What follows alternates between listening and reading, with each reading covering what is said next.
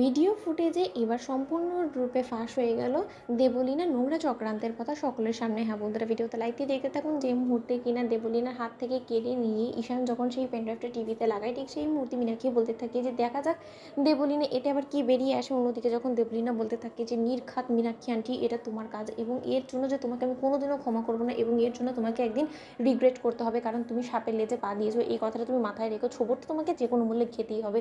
অন্যদিকে যখন মীনাক্ষী বলতে থাকে যে আমার যতটুকু বিশ্বাস যে দিদি এই ভিডিও ফুটেজটা দেখা মাত্র সে তার সিদ্ধান্ত থেকে অবশ্যই সরে দাঁড়াতে বাধ্য হবে। দেবলীনা এই তুমি মাথায় রেখো, তুমি খুব বেশি উড়েছিলে তাই না? তুমি আমাকে চ্যালেঞ্জ করেছিলে যে আমি নাকি একটা ডাম্প, এবার প্রমাণ হয়ে যাবে যে তুমি কতটা চালাক এবং আমিও দেখতে চাই তোমার দক্ষতা, যে তুমি কী করে দিদিকে মানিয়ে গুছিয়ে ইনসিস্ট করে তুমি এবারে বউ হয়ে এবারে চৌকট পেরো। অন্যদিকে কথা বলা মাত্রই যখন সেই ভিডিও ফুটেজটা অন করে দেওয়া মাত্রই যখন সেই ভিডিও ফুটেজটা না দেখতে দেওয়ার জন্য যখন দেবলীনা বারবার করে বলতে থাকে যে ঈশান এক্ষুনি আমার হাতে রিমোটটা দাও, এটা কোনো মতেই দেখা যাবে না। অন্যদিকে ঈশান বলতে থাকে যে কেন দেবলীনা দেখা যাবে না কেন বলো তো? তুমি যদি কোনো অকর্ম নাই করে থাকো তাহলে তো তোমার মনের মধ্যে কোনো রকম কোনো ভয় কাজ করার কোনো প্রয়োজন নেই, যেটা হচ্ছে সেটা হতে দাও। অন্যদিকে যখন ইন্দ্রাণী গাঙ্গুলি বলতে থাকে যে দেবলীনা তুমি এক্ষুনি আমার কাছে এসে দাঁড়াও, আমি দেখতে চাই ভিডিও ফুটেজটা, ঠিক সেই মুহূর্তে সেই ভিডিও ফুটেজের মধ্যে যখন সুস্পষ্টভাবে দেবলীনা অর্ডার করে অজয়কে বলতে থাকে যে দেখো অজয়, কাল সকাল হওয়া মাত্রই যাতে কোনো মতেই আমাকে আর কুসুমের মুখটা না দেখতে হয় সেই ব্যবস্থা কিন্তু তোমাকে করতে হবে। তার জন্য কিন্তু এত দিন ধরে এই অভিনয়টা চালিয়ে যেতে আমি তোমাকে বাধ্য করেছি, এতগুলো টাকা তোমার পেছনে আমি ঢেলেছি, নয়তো আমার কিন্তু কোনো প্রয়োজন ছিল না। শুধুমাত্র আমি কুসুমকে আর সহ্য করতে পারছি না বিধায় আমি জ্বর থেকে ওকে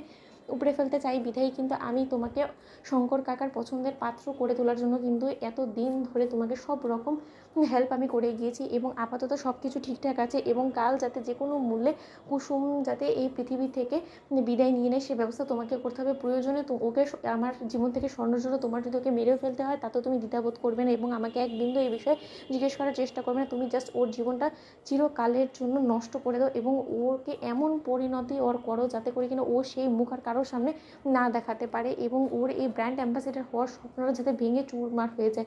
এতটুকু অন্তত তুমি করবে পারবে বিধায় কিন্তু আমি তোমাকে এতগুলো টাকা দিয়েছি এবং এই কাজে তুমি যে কতটা পারদর্শী সেটা নিশ্চয়ই আমার থেকে ভালো কেউ জানে না। অন্যদিকে যখন অজয় বলতে থাকে যে ম্যাডাম আপনি এসব নিয়ে একদম টেনশন করবেন না, কাজ সময় মতন হয়ে যাবে, কারণ আফটার অল এই সব কিছুর মধ্যে আপনি আমাকে হেল্প করেছেন, তাহলে এখন তীর এসে তরি কেন ডুববে বলুন তো? আপনি একদম ভয় পাবেন না, সব ঠিক মতন হয়ে যাবে এবং কাকপক্ষিত টের না যে এই গোটা চক্রান্তের মধ্যে আপনি সরাসরিভাবে আমাকে ইন্ধন দিয়েছেন এবং আপনি ছিলেন মূল পরিকল্পনাকারী।